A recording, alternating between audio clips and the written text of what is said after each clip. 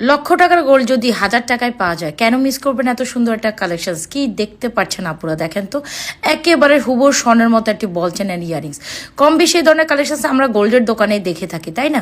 ওই কালেকশনসটা যদি আমরা নাজওয়াজ ফ্যাশন জুয়েলারি পেজে আপনাদের 1000 টাকায় দিই, তাহলে কেন মিস করবেন এই ধরনের সুন্দর কালেকশন?